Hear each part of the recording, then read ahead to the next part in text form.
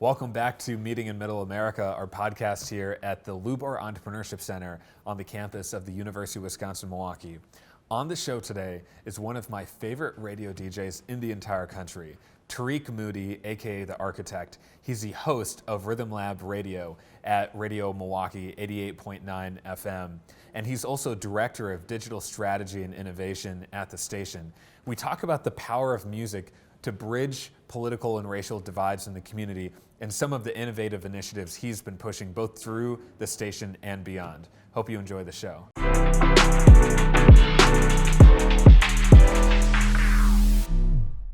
Welcome back to Meeting in Middle America. We're here in Milwaukee, and I'm joined by the voice of radio in Milwaukee, one of the greatest radio DJs in the country, Tariq Moody. Tariq. Hey. Good to see you, man. Nice compliment Thanks. there. Yeah, absolutely. Well, I'm a fellow, radio DJ who got started here in Milwaukee, and I've been following your work for a long, long time. And I got to start with this. So, anyone who's ever heard your show, you're the host of Rhythm Lab at 88.9 Radio Milwaukee, and a very community-oriented radio station with a lot of great initiatives, and we'll talk about those things. But let's start with your show first. Anyone who hears your show hears Tariq Moody, aka The Architect, right? Mm-hmm. Now, I thought that was just a DJ name for a long time, but turns out you're a real architect. Yeah, I practiced architecture with the school, Howard University, School of Architecture, 5-year program. Worked on projects for Northwest Airlines when they existed, the Detroit terminal. Have you ever been to the terminal now? It's Delta in Detroit. Yeah, of course. I worked on that project. No way. I worked for the real estate developer, and my final job in architecture was RSP Architects in Minneapolis. Their big client is Target, so I worked there as well. Got it. Nice. So it was just natural when you became a radio DJ. You knew you wanted to be called The Architect? That was an accident. Was it really? So it was like the first day on air. Here's the funny story. I volunteered at radio because I was living in Minnesota. I needed to do something because I didn't have a family, no friends. So I started volunteering, but I wanted to be behind the scenes in the radio. And the station in Minneapolis, KFEI, which is similar to MSE here, said, well, we don't have any engineer. Do you want to be on the air? I'm like, I don't want to be on the air. It's like, you sound like you'd be great on the air. And they got me on doing the news. And so, yeah, the whole on-air thing was by accident. But when I started here the first night, I was so nervous. I paused, and I was like, it just came out.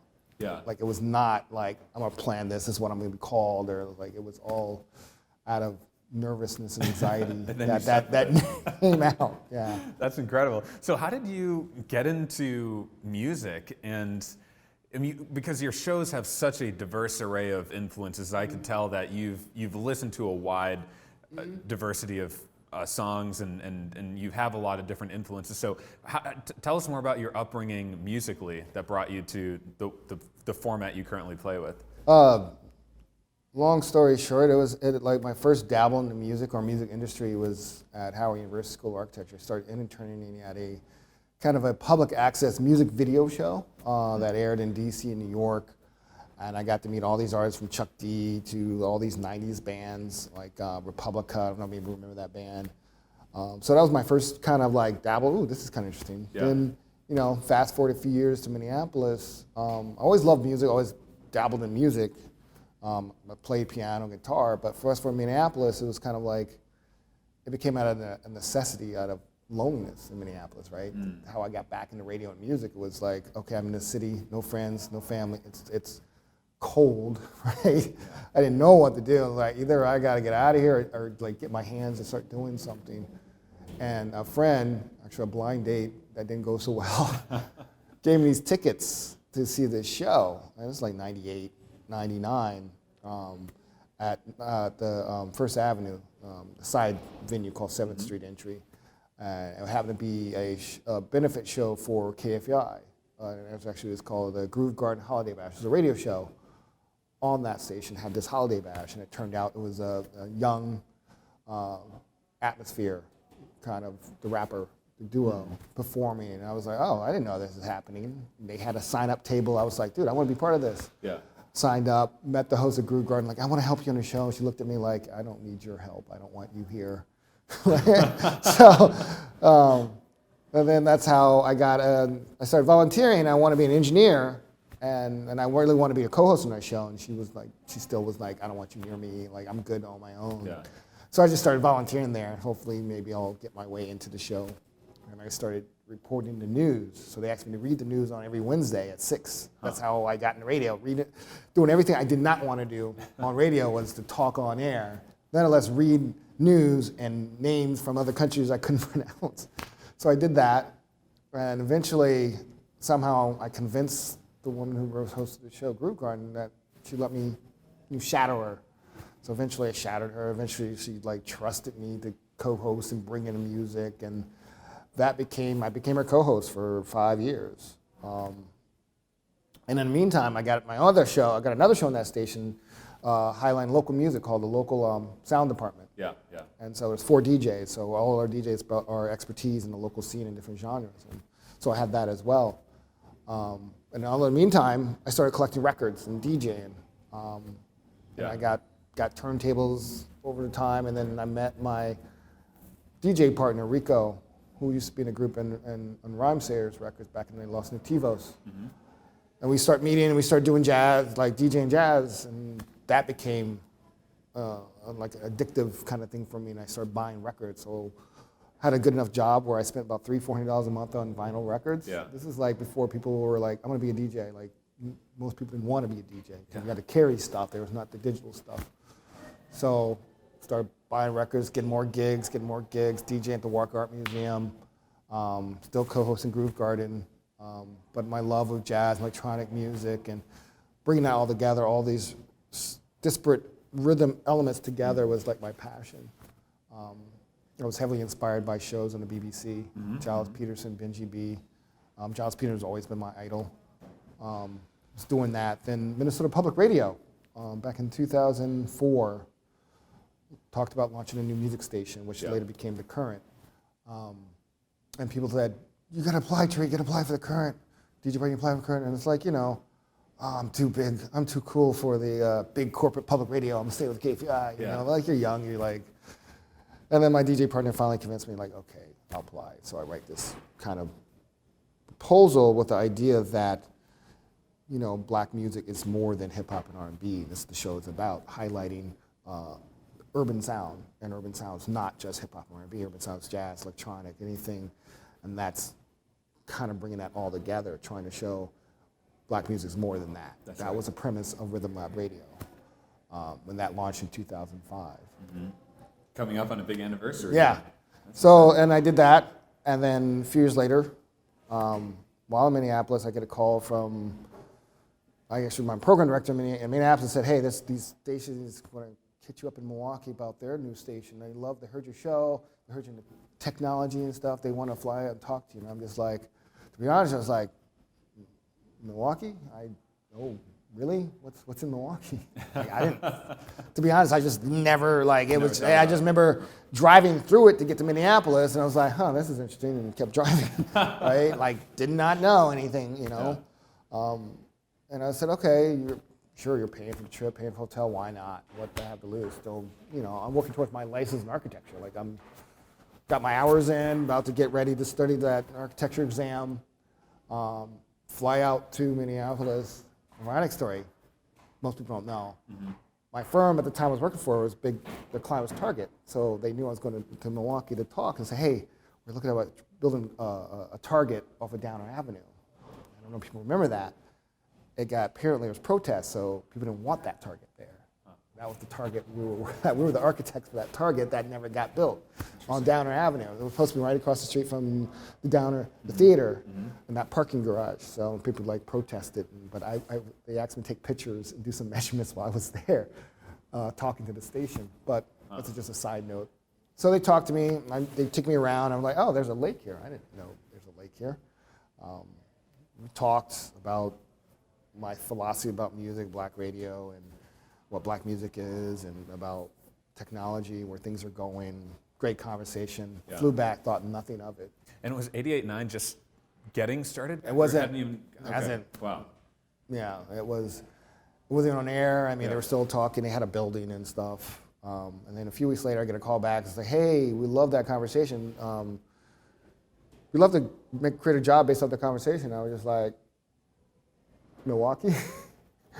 And I was like, I got a girlfriend, I got all these great gigs. It was like, everything's like coming to place in Minneapolis. And I was just like, I don't know. Let me think about it, and talk to my dad. It's like, if you don't entertain this, you might regret it. So I go like, okay, what are you gonna offer? Like, what do you think what do you want for your salary? I was, well, on my head is like, you gotta be more than what I make as an architect before I moved. Yeah. And 13 years later, here I am. You're still here. Yeah.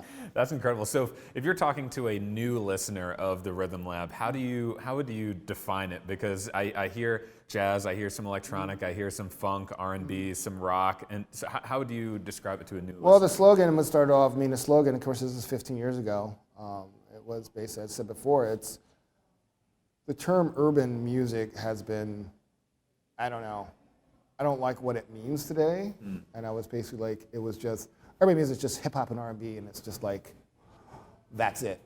And but that's not what urban music was before, the stations, these commercial stations took it over. It was anything that came out of the city, right? That's what urban music was. Whether it was New Orleans jazz came out of that, or London, or Detroit techno, or Chicago house, those are all urban music. And so the idea was let's redefine that meaning. Let's take that term back and really bring all the sounds that came out of the city. Regional sounds, whether it's DC Go-Go, New Orleans Bounce, Broken Beat, all the stuff that I play had its origins in a city. Therefore, to me, that's redefining urban music. And that's the best way I explain it. Yeah, that makes sense. Now, one of the big ideas that I think you've tapped into here in Milwaukee is the opportunity for music to be a platform to bring people together across divides. And that has really spoken to me because when I was playing in bands growing up here, I saw the same thing happening. Our bands, our audiences would be multiracial, multi-ethnic, and music was a very rare force to transcend the divides of greater Milwaukee, and that in many ways helped spark a calling of mine, which led to founding Millennial Action Project. And you've been tapping into that similar forces and ideas with Radio Milwaukee. And for those who aren't familiar, Radio Milwaukee is not just a radio station, right? No, it's a whole... We see it as a media company. Our executive director calls it, Radio Milwaukee is on air, on site, and online. Yeah. But like, we're a media company. Radio is just a distribution channel. That's how we see it. We are a content creation channel. We are connectors. That's what Radio Milwaukee is. We have a mission to make Milwaukee a better place, to engage, tell positive stories, highlight people that don't get highlighted in the media. So that is who we are. Yeah, that's powerful stuff. So why do you think music is a great hook or a great platform to connect with diverse people, to do community projects? Why do you think that is the case? I can get cliche and poetic. It's the heartbeat, right? Like the drum, the beat, like everybody has that rhythm internally, and music is kind of the primal thing that connects us all through that beat. Right.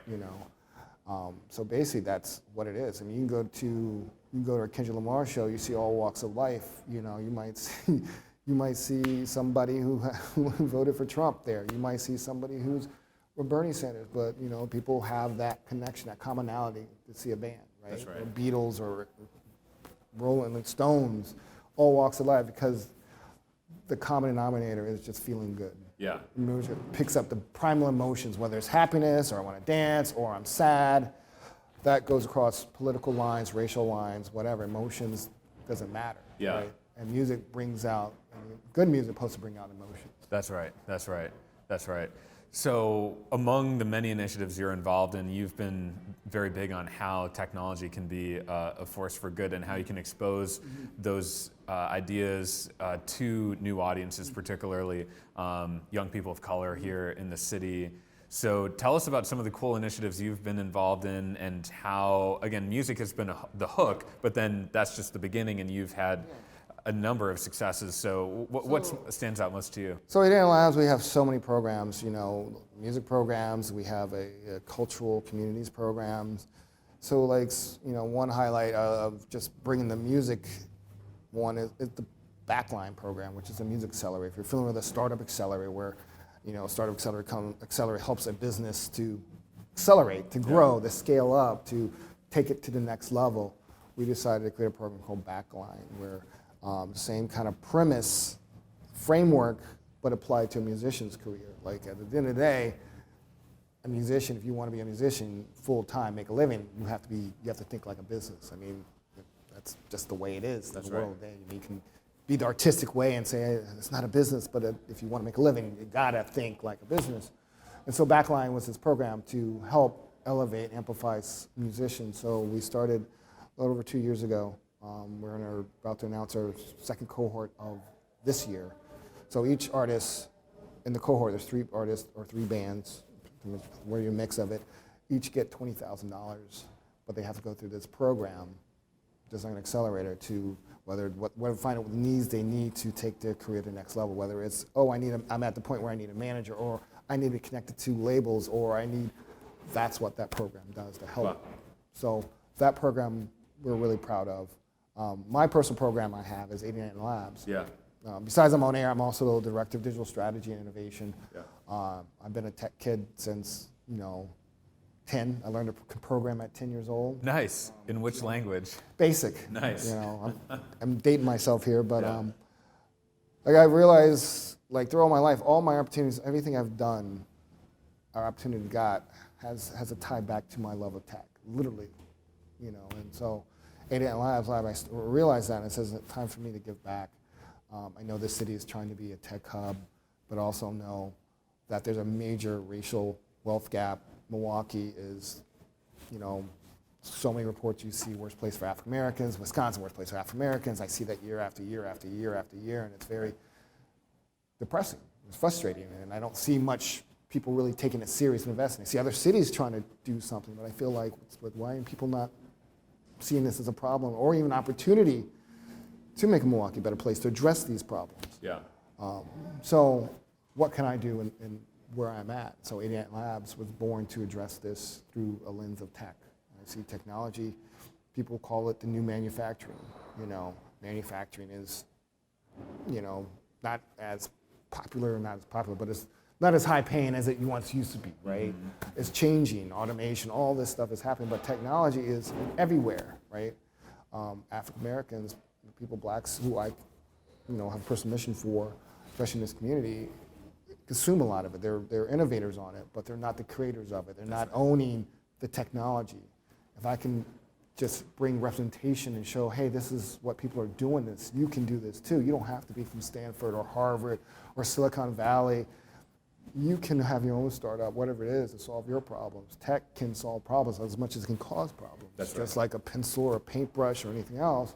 We look at Facebook and say, Facebook, you're doing all these bad things, but tech can also make a difference, right? That's right.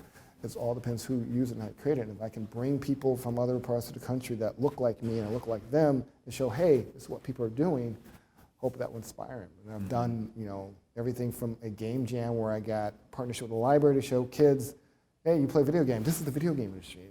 The industry's bigger than movies and film, and there's so much opportunity, and it's growing leaps and bounds. Yeah. And I already see a racial gap in that industry. There are more African American kids playing that, but there's only less than 1% in the industry involved in making it. Yeah. Right? Yeah. So to show them a game jam, to show, you can do music, you can write, it's the ultimate STEAM career. Yeah. People talk about STEM and STEAM, video game, the industry, that is, if any industry that's the poster child for STEAM, it's video games. That's it. And music get involved in that, right? So I brought entrepreneurs, Jasmine Crow, a black woman out of Atlanta, my hometown, social entrepreneur. We're in a social entrepreneur building, right? Yeah, we are, yeah. She has a platform called Gooder, which is, she uses technology and blockchain to tackle food waste and hunger. She's already making $50,000 in MMR, right? She's in Chicago, she's in Charlotte, she's in LA. She did the TED Woman talk.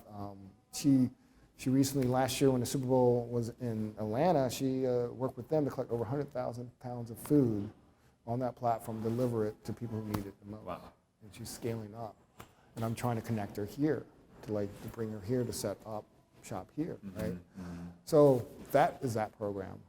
So there's a couple things. The other one I really enjoy, is Grace Weber Music Lab. So Backline is if you're feeling like Generator has the Generator program. So, and then Backline is the equivalent of that. Yeah. But then Generator has G Beta or G Alpha. Well, Grace Music Web Grace Weber Music Lab is kind of like the G Beta, G Alpha. It's for high school kids who want to get a little more about the music industry. So it was last Friday of every month during the school year, kids come to our space and they get the chance to meet people in the industry, talk to them, do workshops, learn about the industry while they're in high school. So our artist named Be Free is now running the program, and it's been taken off, been amazing. So those are some of the highlights we've done. And another one, most people don't realize, we created a feature documentary called Invisible Lines, which was dealing with a personal look at the effects of segregation. You know, you see the headlines, you see the stats, but we had an amazing video team. Now they're doing their own thing, got their own business, but we put together this amazing documentary, really looking at the effects of segregation on the personal level. And that debuted at the Film Festival last year. Okay. And we have a program where companies or organizations can screen that film and have talkbacks and stuff. So that's just a little bit. That's incredible, though. That's incredible. Going back to the Musician Accelerator program, have you already seen, or do you think we're on the verge of seeing some musicians here locally that are ready to pop nationally? I can't say a name right now. Okay. There's one potentially you might be hearing a lot more of. Okay. But I'm not at liberty to tell who that is. There's stuff happening in the background. Yeah. Artists who even not got a ton of program are getting connected to labels or publishing or agents. It's just, like I said before, 88.9, and one of the things we're good at is connecting. Right. So even artists that don't get accepted for whatever reason, there might be other opportunities that might happen from their application or connections. Yeah. So. And speaking of the national landscape, how much do you think Radio Milwaukee, as a model of not just a radio station, not just a media company, but a community benefit organization in some ways, how much do you think that type of model is rippling across the country? Do you see it in other places? Well, basically, it's stations like us, non-commercial stations. Yeah. Right. I mean, we've been doing this. That's our mission. Whether we're a music or a news station, whether it's the KCRWs in California, the KXPs, or the Current, or KXP in Philadelphia, we've been doing this from day one. And we're doing a nonprofit budget doing this work. Yeah. You know, some stations might get more investments because other cities value them more, maybe. Just putting it out there, someone wants to donate to 88.9. Like KXP gets a lot of money from Microsoft, right? Or not Microsoft, but Paul Allen. They really connect because they value what they do, right? That's they see that brings in tech talent, right? Like all these companies talk about talent, and they're like, I hear like, yeah, we got great jobs, cost of living, but millennials, want more. That's right. They want more from their city than just a job. They want to make a difference. They want to be part of a culture. They want to be part of a diverse culture. That's right. And if a city's not addressing those needs, that talent's going to go to those places that are doing it, or invest in that talent. Companies and corporations I see all over are investing in those arts, those young arts. And if Milwaukee and Wisconsin want to keep that talent, they need to start looking at those arts that those young people want to be part of, want to be engaged with. And if you don't see that as your chance to tap talent, then you're going to lose that talent. Yeah. And these stations are doing it. There's organizations like us that are doing it on a shoestring budget and doing it very well. Yeah. But it does make a difference when, just like any business, anything else, you invest in it and scale it up, you can do more. That's right. That's right. Now, if people living outside of Milwaukee wanted to listen to Rhythm Lab, is there any way that they can tune in? You can definitely go to, we have a rhythmlabradio.com. Nice.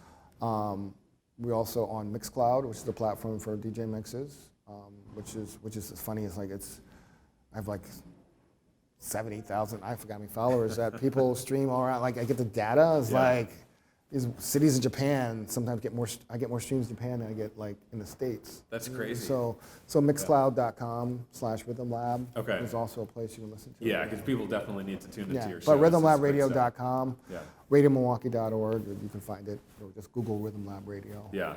That's awesome. Well, so much more to talk about, but Tariq, really appreciate you coming in and chatting with us. And I just think this model of how music can really be a force for good and bringing people together is powerful, and it's taken root here in Milwaukee, and I think matters to the whole country. So thank you again. Appreciate it. Thanks.